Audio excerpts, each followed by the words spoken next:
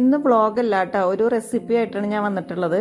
പരിപ്പ് എങ്ങനെ വെക്കാന്നുള്ളതാണ്. പരിപ്പ് പല വിധത്തിൽ നമുക്ക് വെക്കാൻ പറ്റില്ലേ, ഇങ്ങനെ ഒന്ന് വെച്ച് നോക്കിയേ. പരിപ്പ് ആദ്യം തന്നെ കഴുകി അതിലോട്ട് ഉപ്പിട്ട് കൊടുത്ത് പാകത്തിനുള്ള വെള്ളം ഒഴിച്ച് കുക്കറിലിട്ട് ഒരു വിസിൽ കളയുക.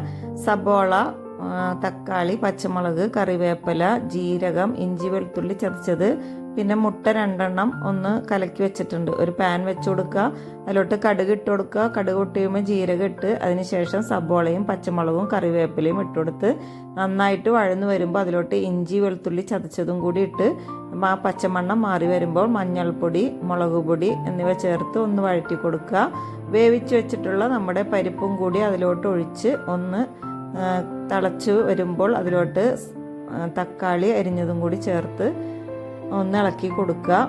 അതിനുശേഷം ഒന്ന് തിള വരുമ്പോൾ അതിലോട്ട് നമ്മൾ കലക്കി വെച്ചിട്ടുള്ള മുട്ടയും കൂടി ചേർത്ത് കഴിഞ്ഞാലുണ്ടല്ലോ നല്ലൊരു പരിപ്പ് കറിയാണ് ഇത്. ചപ്പാത്തിയുടെ കൂടെയും പത്തിരിയുടെ കൂടെയും പൊറോട്ടയുടെ കൂടെയും ചോറിൻ്റെ കൂടെയൊക്കെ നല്ല കോമ്പിനേഷനാണ്. ലാസ്റ്റ് ഇതിലോട്ട് കുറച്ച് കസൂരി മേത്തിയും മല്ലിയിലയും കൂടി ചേർത്ത് കൊടുത്താലുണ്ടല്ലോ എന്താ ഒരു മണം എന്നറിയോ. അപ്പോൾ എല്ലാവരും ഇതുപോലെ ട്രൈ ചെയ്ത് നോക്കുക.